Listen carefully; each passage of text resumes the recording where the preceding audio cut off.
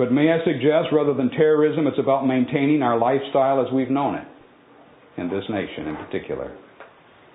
There's a saying in Saudi Arabia that goes something like this: my father rode a camel, I drive a car. My son rides in a jet airplane, but his son will ride a camel.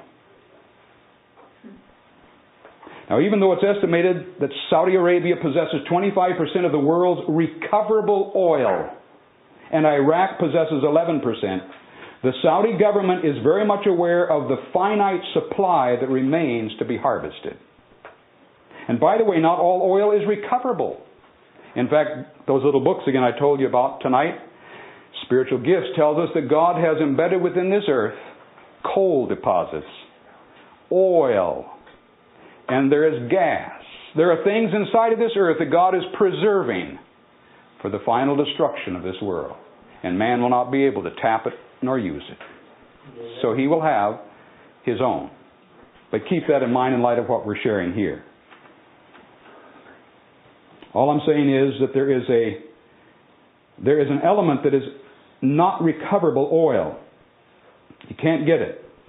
Not all oil is recoverable, but the Saudi government is very much aware that we have a finite supply that remains to be harvested. In other words, when it takes more energy to pump a barrel of oil than is obtained by burning it. You follow what I'm saying? It takes more energy to pump it than is obtained by the benefit of burning it. Then the field is considered dead, regardless of how much oil might be there. It's not worth pumping.